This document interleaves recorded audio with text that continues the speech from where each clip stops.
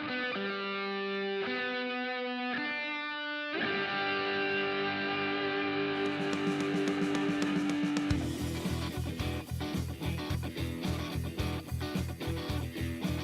again, everyone, and welcome to another episode, early edition, for us anyway, episode of On the Range Podcast with War HOGG Tactical and Kelley Defense. Wherever you are, thank you for making this party today. I am Mark Kelley, and joined by my co-host and friend, Rick Hogg. How's it going, pal? Man, Mark, it's going great. Just want to thank the viewers, listeners out there for giving us your most precious commodity, your time to tune in. Guys, hey, do us a favor. If this is your birthday year, you gonna have or had your birthday, man, do us a favor. Take 5 seconds, hit that subscribe button, right? Leave us a rating, review. And you know what? Versus a thumbs up emoji, leave us a birthday cake. How about that one? So just something a little different spin on there. Yeah. But yeah, guys, just really appreciate your support. Don't forget, check out warhog.com, kelleydefense.com. Sign up for our newsletters. All things War HOGG Kelley Defense will be there. You can check out our industry partners. You can go to our OTR training on demand. Super excited about that. Got some stuff in the editing room that we got to get ginned up and stuck in there, but it's kind of your one-stop shop for all your training stuff. And don't forget, swing over to Jack Carr's site. I was just on his podcast, so Jack's a good friend of the show. Man, it was just a great time chatting with him. So we're going to circle back and get him back on our show. I think we're going to talk, that'll be a Magnum PI special, but I've got, oh yeah, that'll be a good one. But I got one more big shout out. So to my Democratic representative, old Linda Sanchez out of California. Hey, I guess your constituents, because you represent your constituents, told you to give the Republican dugout during the baseball game the middle finger. Super classy there, Linda. And while you're at it, you might want to put a couple miles on the road because you weren't looking too healthy out there. So just from the OTR family, our love to you. Miles on the road and add to your fitness. So anyway, Mark. Yeah, buddy. Yeah, we love the enthusiasm and we love the competition. You know, she's taking it serious apparently, and fine sportsmanship. Hey, I'm there for the hardware, man. I'm there to win. So I get it, but yeah, not a real good look. Those cats at a 10-0 blowout, I think it's going to be indicative of what's going to happen here at the midterms. But call me crazy. Yeah, but you said it, brother. We just want to thank all of you for joining and spending time with us. It's very humbling and it's a lot of fun. We're glad you guys tune in. The Terminal List series that we started last week, we're going to continue that with this week, hopefully. We got some stuff going on, but your boys have been busy. Your boys have been out there. You know, Rick, you've been down south a couple times to do some recording. You've been on Jack Carr's podcast. Yeah, buddy. You know, we've been doing the Romeo Charlies. We've been doing the OTRs. We've been doing the Vantage Points. We've been doing the War HOGG Words of Wisdom, all that you can find at our websites, by the way. You know, you can go back and check out all the past episodes. And that industry partner, huge savings. Go check them out. And we actually updated the Brute Force bag. I got to get a new a banner for that. But the Brute Force Tactical stuff, it's now OTR 15. Correct. So go on there, get yourself an athlete bag. We use them all the time. They have the kettlebell bags. You know, the beautiful thing about that, like, you know, we went to the beach this past week. Beautiful thing, you can fold that thing up, throw it in your carry-on bag, takes up no space, get to the beach, load that bad boy up with sand, and you got yourself some weight, to some resistance training. It's just unbelievable. It's super practical. It's great for the first responder and the military stuff. You know, you can daisy chain those things and do body drags with them. Just a lot of cool things you can do with those bags, and they've been a big supporter of our outreach with law enforcement. We're going to talk about that a little bit today. But yeah, man, go take advantage of that stuff. There's no reason not to. The Manscaped, we talked about that last week. Go check that out. We don't know how long that promo code's going to be around, so there's no reason why you shouldn't take advantage of that. But yeah, man, the Patreon guys and gals, man, they've been on there. Yeah. Oh yeah. Don't forget the War HOGG 5 for 5% off at Aimpoint. So yeah, that's a big one. Yeah, man. That's one of 2 codes in the country. So appreciate their support on that one. And don't forget, guys, we launched the K9 product line. So the In Honor of Duco Loop Leash is now live at warhog.com. It's funny. I put a post out today. I guess Facebook, in their infamous AI algorithm said, I saw said that. I'm selling firearms and explosives. What It's a part dog leash. yeah, what part of In Honor of Duco dog leash don't you people get? So kind of stirred the pot on that. It but here's the thing. It brings up a great point because Hmm. you've got other people now helping out, and really this whole thing, I got people going, man, I should get off social. Dude, if I didn't have a business, I wouldn't be on it, right? I wouldn't do half this crap. Um, but you're trying to market your business, and it's an uphill battle anyway. So their artificial intelligence, I don't know where they got I was selling firearms or ammunition or explosives. You violate our principles. Really? A dog leash in honor of a dog that saved my life? All right, Facebook. So on the odd chance that Mr. Zuckerberg, you might be listening, you might want to pull your head out your ass and get your people on board so that, hey, if a flag does go, how about you get some human eyes on it versus just letting the machine. Anyway, Hmm. I slightly digress on that one, but yeah. Man, that's Yep. a lot of housekeeping, but your boys are busy. Dude. We're out here trying to put out some decent content. The numbers are reflecting that at least most of you are enjoying it. If you have any Mhm. comments or things you want to see, hit us below. Leave us. We try to get to all this stuff. Matter of fact, I think we do a pretty good job answering that stuff. So we haven't had a lot of nonsense on there. So feel free to jump in there. Yeah. But yeah, getting back to the brute force guys talking about the outreach and how they support us. Mhm. A lot of comments and a lot of content have been coming out concerning law enforcement. And you and I had a conversation about this yesterday, and we were catching up after, Mom at Kelley Defense and I got back in town. And it's a little concerning. I think to start the conversation, we do believe that many of the folks who are content creators, influencers, whatever you want to call them, we do believe, especially the ones that we associate with, their heart's in the right place. I really believe that they're trying to help. They're trying to be a voice of reason, maybe pointing out some things. But there are some concerns that we have, and I think that's a great place to start about some of the content that's coming out. And Rick and I, we talked about that yesterday. Yeah, buddy. With the whole, and we're specifically talking about Uvalde and kind of everything that went on there. And everyone's real quick to Monday morning quarterback. And, one of the prime things I want to hit is, they hit one of the officers up. Hey, man, what's he doing on his phone? Well, Perfect example. Right. Then it kind of circled back. We didn't even let the dust settle, right? And we're already Monday morning quarterbacking. And then come to find out that very officer was texting his wife who was in that classroom when all that mayhem was going on. And then, of course, I don't know that there was ever really a public apology to him. But, when me and Mark were talking, it's one thing to say, well, they should have done this and they could have done that. Okay, how about this? Let's look at presenting some solutions to the problem. All right.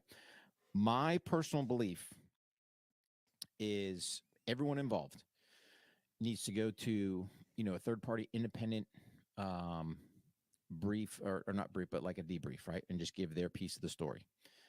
Because I personally believe, is there some officer responsibility? Sure. But I got a funny feeling there's more to this than what meets the eye. And I have a feeling it's department policy. Because let's think about it for a minute. It starts on the onset before he even gets into the building. An officer outside has the ability to take a shot, but has to radio or get permission to engage this individual.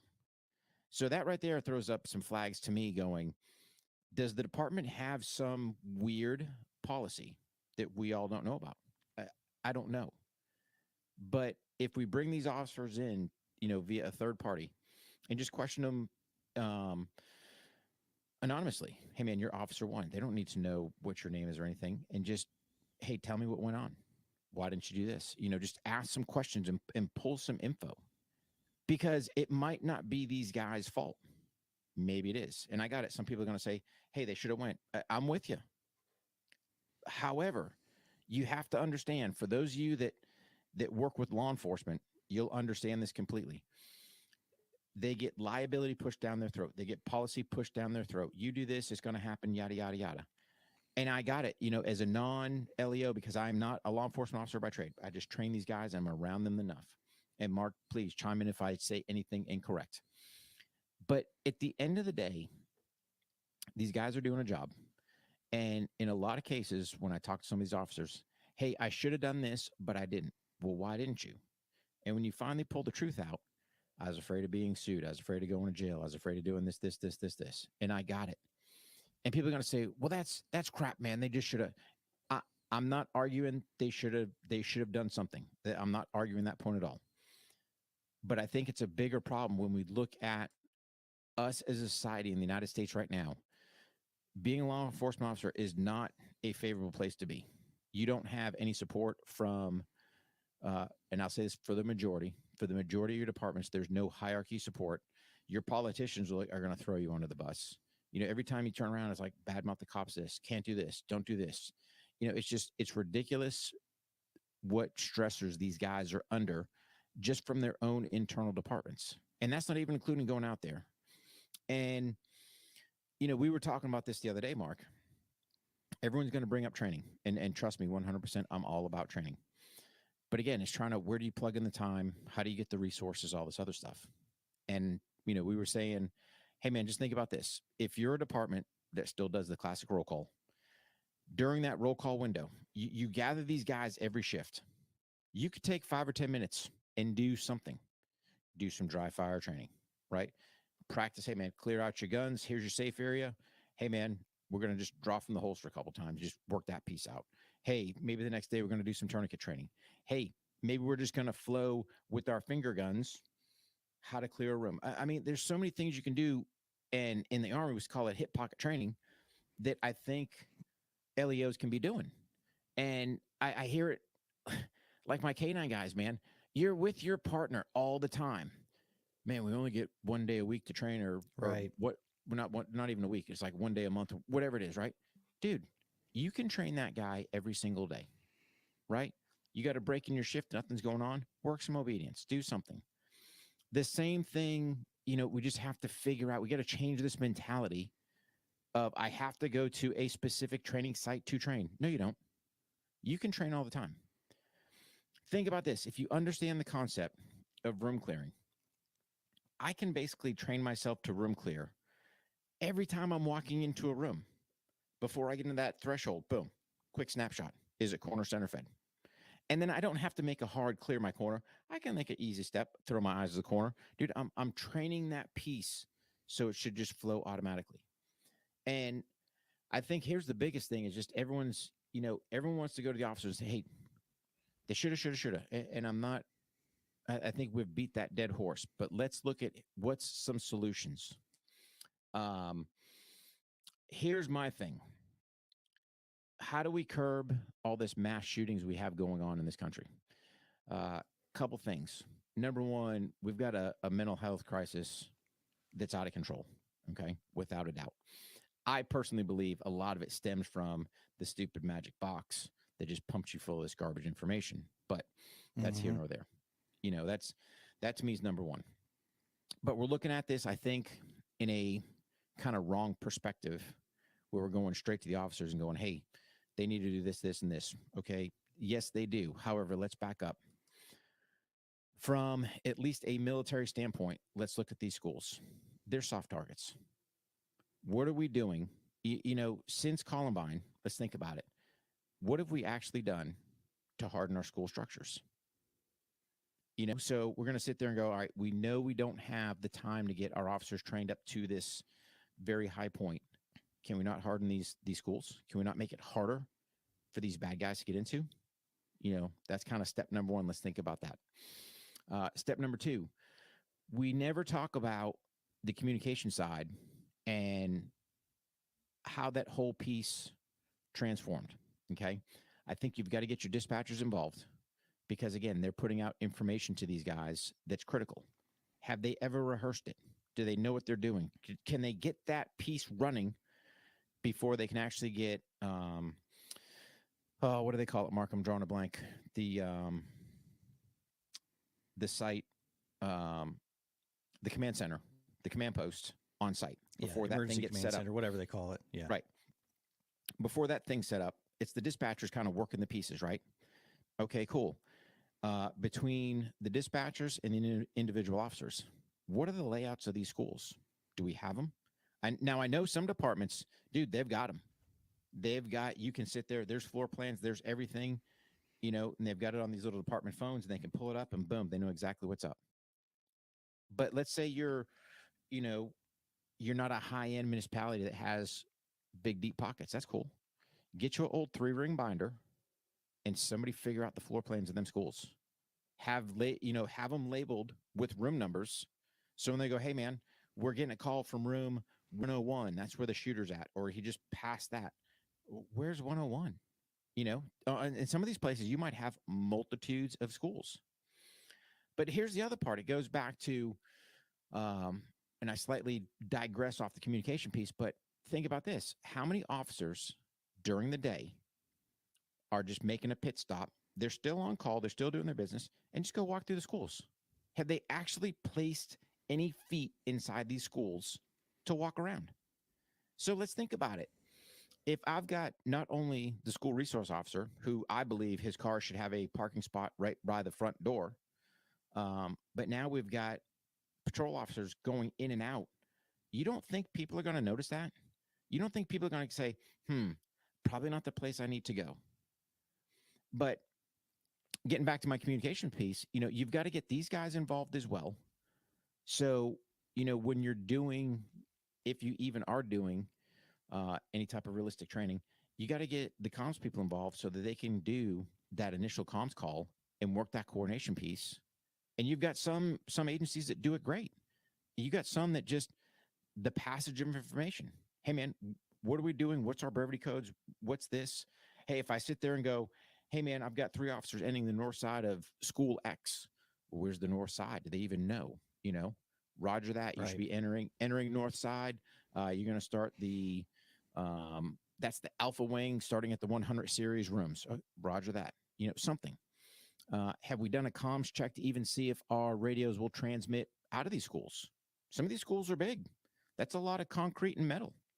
Is your comms even getting out? I don't know. Have we tested it? I don't know. And then we go down, kind of back onto that individual officer responsibility. Dude, guys, if you're out there on patrol, swing by the schools. And here's the thing. If you want some training, check it out. The summertime, them things are vacant. Excuse me. Nighttime, them things are vacant.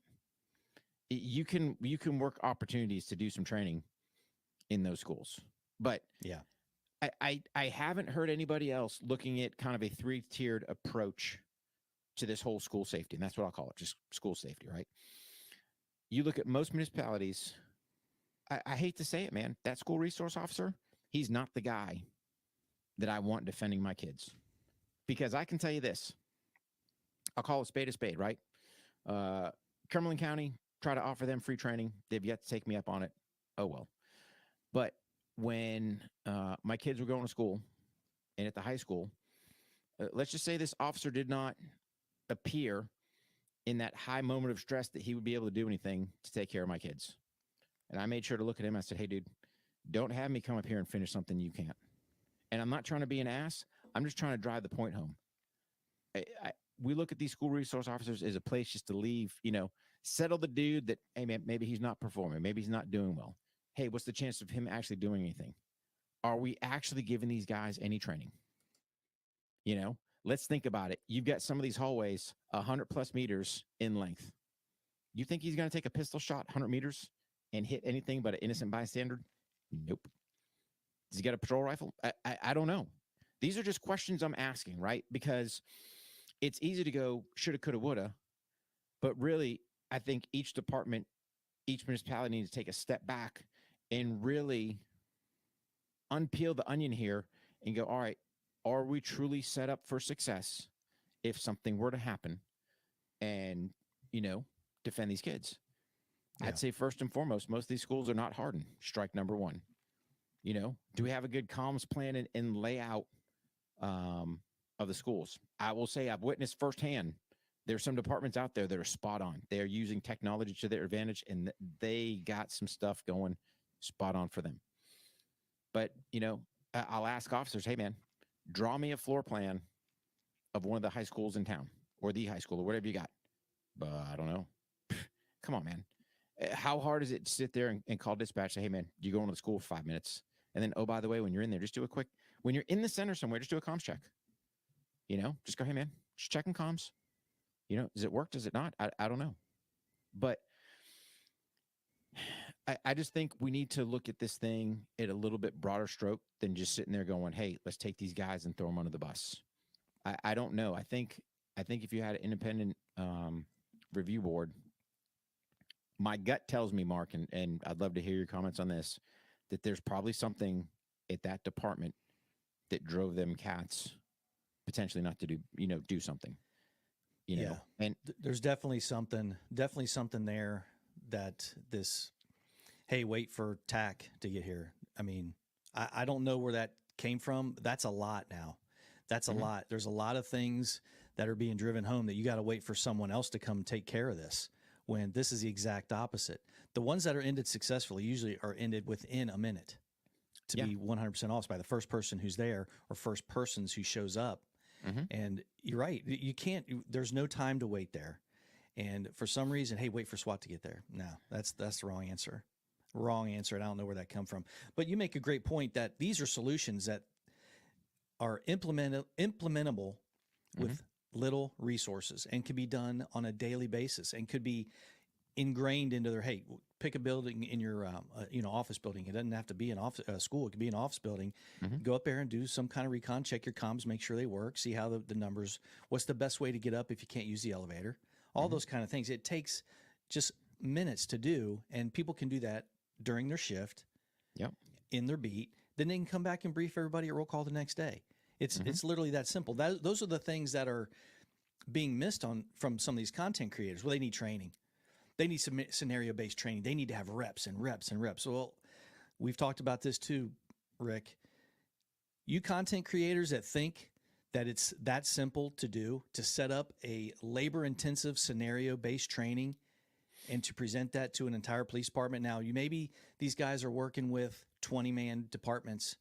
Yeah, you could probably do that. You could probably take snatch five guys, and then who have a low crime rate, by the way, in that jurisdiction, and put them through reps. How are you going to do that with a 1,000-man department? How are you going to do that? If you can only get 15 to 20 in a classroom or in that training area per day, we're talking 100 days. You still got quals day. You still got, I know you and I agree, quals is just a testing time. It's not really a training day, but you still got to get it in. Yeah. So there's 200 days of training right there. How's it going to happen? The 911 calls are still coming in. So all these guys that are out there, these content creators, they need more training. Are they just trying to capitalize on this tragedy, Rick? Do you think that's what it is? Or you think they just haven't been around that world enough yet to realize that logistically it's damn near impossible to get these guys reps multiple days out of the year? It's almost impossible. And that's the whole thing. I think that's the key part, right? So I always caveat, I am not a law enforcement officer by trade. I am not. I just train enough of them, and I understand kind of the dramas that they go through. So it's all time. And that's what, and here's the other thing. So now you got to sit there because, again, we're in a country that is starting to swing back, but it's very much like defund the police. Okay, cool. So now, when are we going to do this training? Right. Are you gonna pull a guy, from his vacation day and say, hey, you're giving, or his his day off, and go, hey, you're giving me a day for training? They're gonna be like, I don't want to be here. They're not going to give you effort, right? Yeah. But then where's the money that's going to comp all of that? Because you got to pay them for the day, so you want to do a day of training? Okay, cool. They're not on the beat. Who's covering that shift? Do you even have the manpower to do it? I mean, some of these departments, man, they are running at bare bones. Oh, yeah. I can't even say minimums because it's below minimums, right? Oh, they're way below minimums. What you have, one officer per resident, the numbers are just out of control, man. And that's the part. It's easy to sit there and go, they need more training. Trust me, I'm with you. I would not. They do need more training, okay? But where do you plug it in? And I think that's the key thing. So if you want to look at this at the training, what are we doing at the academies? We have them there, right, before we actually inject them out in the street. And I got it. You're pumping them full of all kinds of other stuff as well. Do you add an additional week in there, potentially 2 weeks? I'd say probably 2 to 1, enhance their firearms training. I'd get everyone patrol rifle qualified. And then, oh, by the way, get them a good solid foundation on how to do some room clearing. And the problem is, I'm going to be honest, man, your average department does not do a good job when it comes to clearing rooms. And then they want to get hesitant, well, you're a special operations guy, or you're an Army guy. You just throw grenades and spray everybody. It's like, no, dude, I was trained for surgical shooting. Okay. Trained not to shoot. You got to sit there, process the target, process that room. Hey, man, do you warrant deadly force? Yes or no? Nope. Move on to the next one. Yes, you're getting the gas. Nope. It's just, there's got to be a mind shift change in the law enforcement community, right? We're coming off of 20 years of combat. That is extensive experience when it comes to gunfighting, doing surgical type shooting, close quarters combat, in that tight room, in those tight confines, how to get that done. We have developed tactics, techniques, and procedures that are proven, that will bring men home, that can easily be implemented to our law enforcement community, barring, but we've got to change that whole piece as well, right? So, as well as and I see it all the time. I go out to these police ranges, and it's like, no loaded weapons past this point. Excuse me? Or here's your clearing barrel or whatever, right? And I'm like, you trust these guys 364, except for the day you ask them to come out to the range. And typically it's not even a training day, it's a qual day, so that's just a test day. So you're not even giving them any type of training throughout the year, but you don't even trust them to have loaded firearms when they come to the range. What's that telling you about the program right there? So that's telling me a couple things. I would like to see, hey, at the academy level, check it out. If a guy doesn't pass firearms, hey, dude, nothing personal. Pack your bags, because you're going to be a liability down the road. Give them all the proper training that you can. But if they're not grasping the concept, hey, man, maybe you get some training and come back later on. I don't know. Yeah. But I would rather have 20 stallions than just 100 whatever, just going through the motions. I want the quality guys. And I think we just need to be a little more selective. And I got it. This day and age is difficult. We're in a society that, hey, man, there's no winners and losers. But we care about how many people are following us on the interwebs. It just doesn't make sense, right? Yeah. But I think with some changes between how people view law enforcement officers, with some changes at the departments at the hierarchy level where they're supporting their guys, with some changes at the academy level, giving these guys a better, solid foundation, continuing training, throughout their duty days, duty weeks, try to plug in what makes sense when you can with the number of people you got. Hopefully the ranks will start to grow. People will want to start coming back into law enforcement, because you've got people now that they call 911. Good luck. Mm-hmm. You had you just had on the news, man, a 93-year-old gentleman had to use deadly force, right? He was repeatedly a victim of robbery, and these guys broke into the house, started throwing stuff at him. He was in fear for his life, and he blasted these dudes. That's the point we're at. So if we want to see change, we as Americans need to change our attitude towards these law enforcement officers. Need to support them, right? Don't be some punk in New York that decides, hey, you want to go beat up a cop. Where's the rest of everyone else that was sitting there videoing it to get in there and help? If you're out there videoing something, shame on you, man. Help out. And if you can't help, then get out of the way. You better be on that phone calling somebody or doing something. But people are too busy wanting to sit there and whip their phones out and grab a video for something. Although I will say I did see something where some bystanders were trying to help an officer that was shot. I don't know why his one tourniquet wasn't working, stopping a leg wound, but here nor there. But my point being is we just need to change our mentality as a country. Support our LEOs. They're there for you.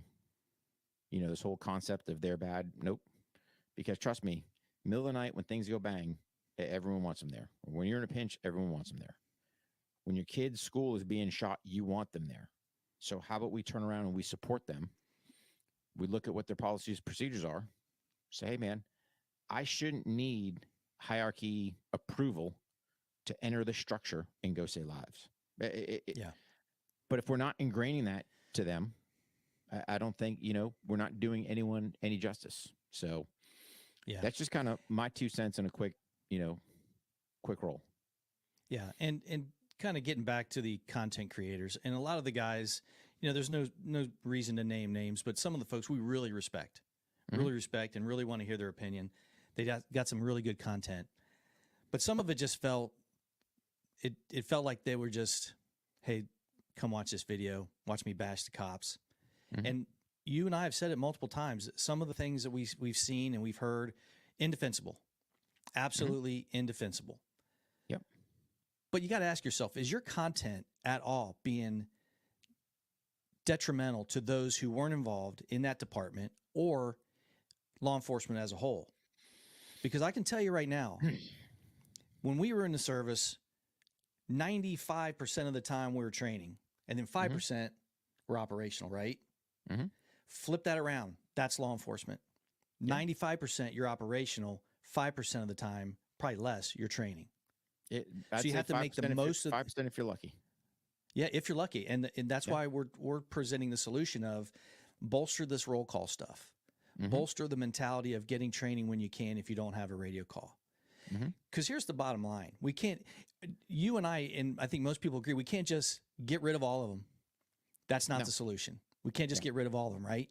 Now, there's some of them, they should turn in their badges now. Yeah, you know what? I'm not going to argue that at all.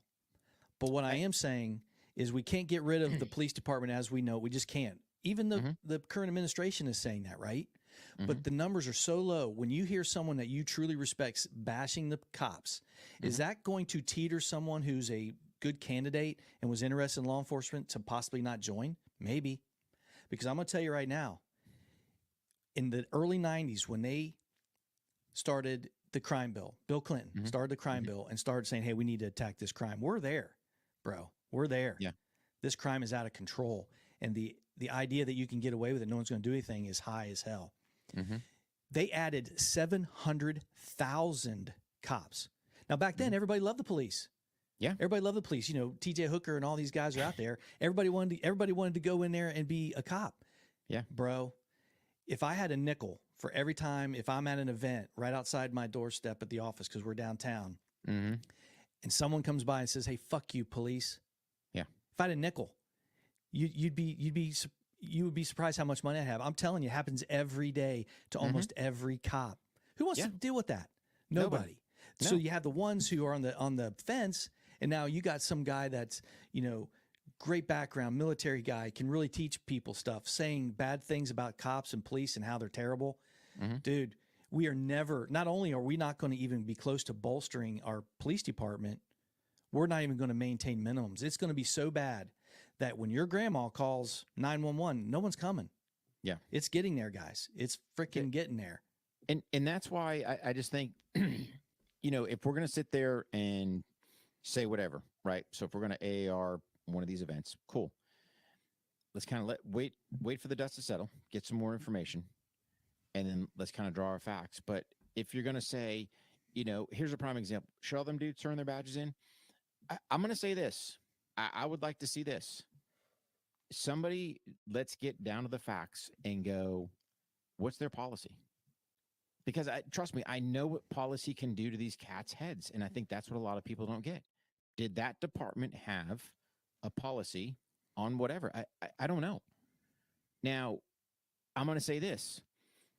If you are a law enforcement officer and listen to my voice and something goes down and you think you're going to violate your policy and you act anyway and something gets in a pinch, call me.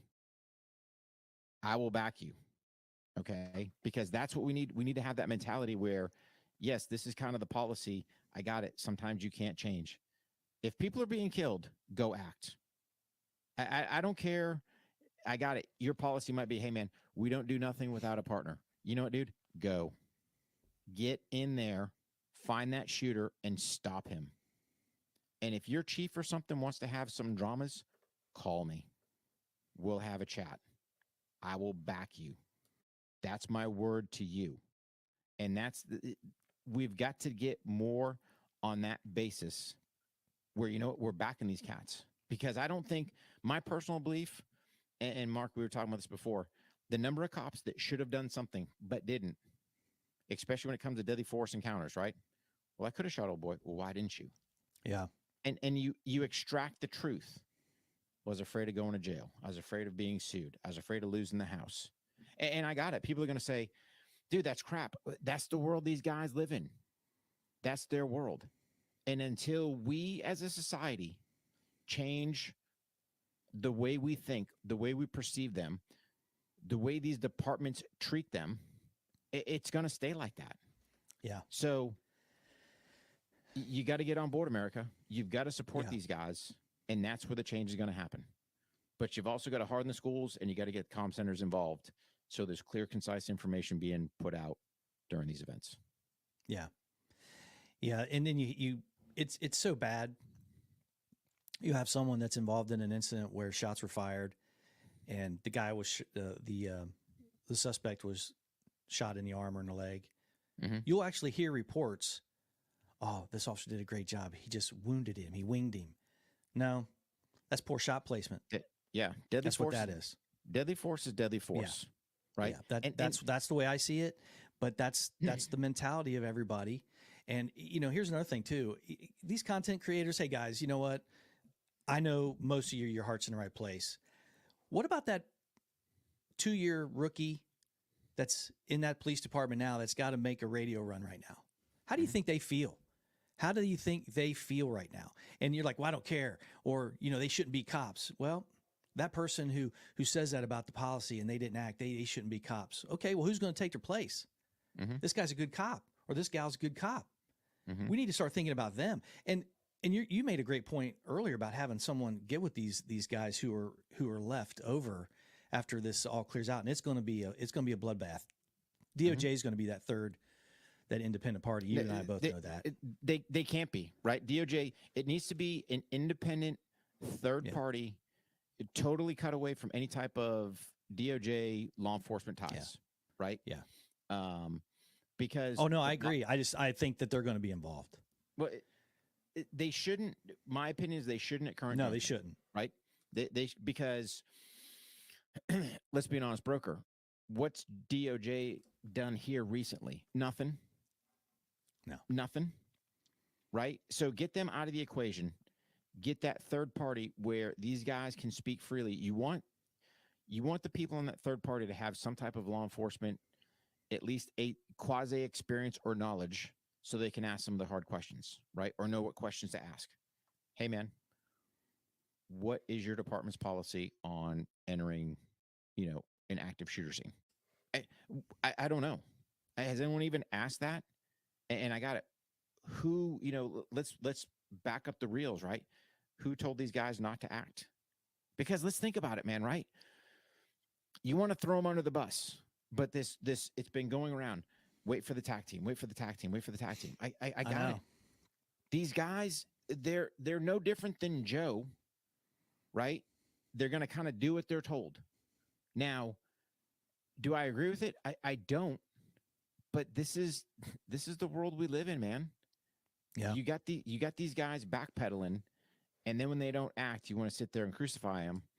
And I'm like, hey, man, let's change the narrative. Let's, these cats that are sitting there, beating up cops, telling cops to screw off, think they can do whatever they want. Why aren't we doing something there? I mean, our judicial system is broke, right? We got to fix that before we can start addressing some of these other issues. So just my 2 cents, on that. And, you and I spend a lot of time with these guys, and we give free training. We give free training. We do everything we can behind the scenes to get folks to jump on board, like great companies like Brute Force and Kill Cliff. And we put on free training. And we talk the basics. And, we tell these guys how much we appreciate them. Now, some of these guys are going on these national news networks. I support the police, but... And then they go into bashing them. Come on, man. I hope you think... I hope you're helping. I've seen some of these interviews. It's freaking ridiculous. They throw out all kinds of stuff where they don't even have time to get their normal training in that's required by the state. That is nonsense. Yeah. How are they going to get the stuff that they need and do hundreds of reps? It's not going to happen. So we need to come up with solutions. And Rick, you outlined a bunch of them that we talked about yesterday that we think can raise the level of proficiency without minimal resources and time being allotted, because you still got to give these guys days off. You have to. Yeah. There's police officers that are turning down hundreds of dollars an hour to work events. They're like, I'm not going to stand there and be bad mouthed. Tell me to go F off every 5 seconds. Yeah. Old ladies, not just men, old ladies looking at you like you're disgusting. Everybody. It's absolutely ridiculous. And you content creators that do that stuff, I'm telling you, you're part of this problem. Now, like we said, some of the things we've seen and heard are indefensible, and they need to be addressed, and it needs to be talked about. But it's got to be in the context of helping. Present solutions. Getting that police to present solutions. No one ever does that. If you're not doing this, then you're wrong. Come on, man. Come on. You think these cops don't want, most of them, you think they don't want to be the most proficient and best police officer that they can be? Of course they do. Sure. Of course they do. So let's help. Let's help. And, the roll call piece, we talked about, that's where you have everybody in one room and start feeding them stuff and get that mentality of training, bust out a training aid and do it. If you're an agency that does the roll call, by all means. If you're not, hey man, wherever your, either headquarters, annex, whatever you have, barracks, whatever your piece of your pie is, hey man, swing by here for 5 minutes and do X or whatever. I don't know. But some of those problems, they're going to have to figure out internally just how they do business. But it's a solution. It's a solution, man. It's just not, again, how are we getting 1,000 guys through, some type of realistic force-on-force training? Dude, that's, if you can get one in once a year, that's doing something. Yeah. And it needs to be done. But like you said, those other training opportunities, pulling out back in the day, pulling out the soldier manual or the Ranger handbook and coming up with a piece of training out of your hip pocket is the way to go. I know y'all got caution tape in the back of your cars, right? Go out in the security of your freaking parking lot or wherever your safe spot is, right? You can lay some caution tape on the ground, make you a corner and center fed room, right? And you can use your air finger gun to present in and go, hey man, how am I clearing this thing? Right? Take you 5 minutes. How much better are you there than you were yesterday? Again, it's how can I get better? Just 1% each day. Maybe I work some firearm stuff today and some room clearing tomorrow and some first aid the next day, and then circle back that sequence. However you want to do it, I don't care. But where am I going to be, next week, next month, next year? That God forbid something should happen again. But we have got to change the mentality in this country, first and foremost. Yeah. And then we'll get things, circle back around. Yeah. So anyway, good show, man. Good topic. Yeah, we're just trying to get some tools into the hands of these law enforcement officers and shed a little light, and maybe the content creators will get all upset with us. But sometimes I think what they say and how they're acting about it isn't helping. I think it's making it worse. Present solutions. Present solutions. Don't just try to get some clickbait for your following or whatever. Try to help. Don't just continue to bash these guys, because like you said, we still have officers that are in that area who weren't there or didn't have anything to do with it, and they're still trying to do the best they can, and you don't want to make that harder on them. So, yeah, buddy.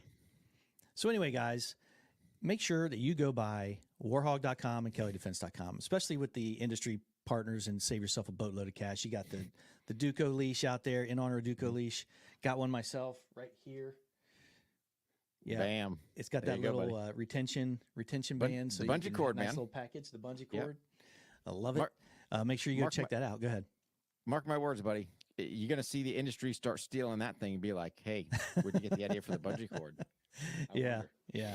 So, You know, you've been outside of your little world every now and then. You might figure out some stuff on your own and come up with things like that.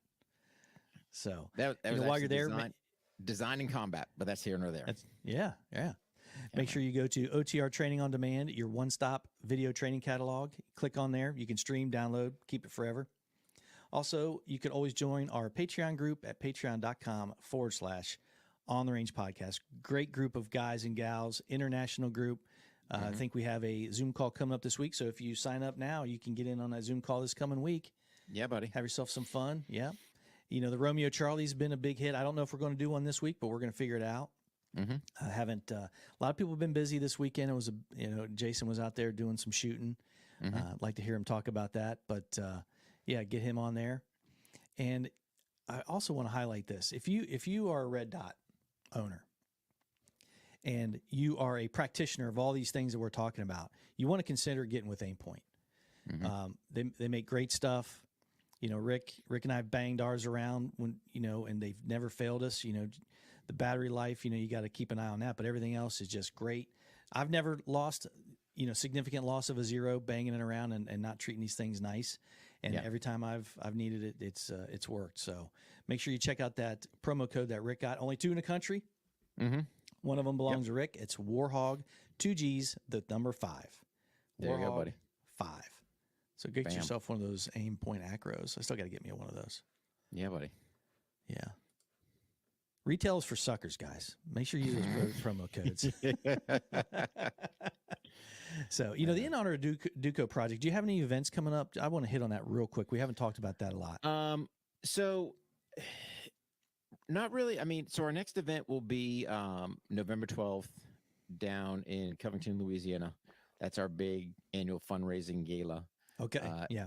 If you're interested in being a part of that, reach out and try to pass some details on that. But yeah, that's our big fundraising deal. But then we've got our ongoing canine documentary we're working on. So still trying to listen. If you can hear my voice, if you know of a World War II canine handler, if you know of somebody that was in World War II that was around a dog, did anything with a dog, saw a dog, something. I mean, that's the point we're at. And I hate to say it, but I think we've lost that history. And I'm hoping dude, if somebody hits me up and says, hey man, I've got a handler, dude, I will launch a film crew out there that day, man. That's how important this history is. But same thing with Korea and Vietnam. We're trying to just capture this history. There might be some, I'm not going to let all the cats out of the bag, but there might be some big stuff coming up here shortly when it comes to military working dog stuff. So we'll keep you posted on that. But I appreciate all the support, really. All of you that have bought a leash, do me a favor. Don't forget, leave us a rating or leave us a review on the website. Super easy to do. It just helps other people know, hey man, what's going on. A couple of you already have done that. So thank you for that. Thank you for helping me keep Duco's memory alive. I mean, couldn't do it without you guys. And really at the end of the day, tell your friends, tell your family, share this episodes, let them know all the things that On the Range Podcast is into. And, just appreciate all your support, guys.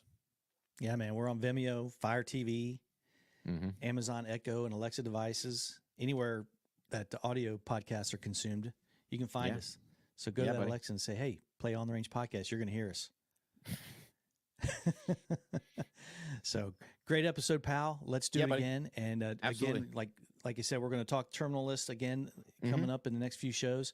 A lot of fun. We'll review one of the scenes from episode 1. So everybody, go out there, have a great day. Be safe. Leave us a comment below. Take care, guys. See you, Rick. See you, bud.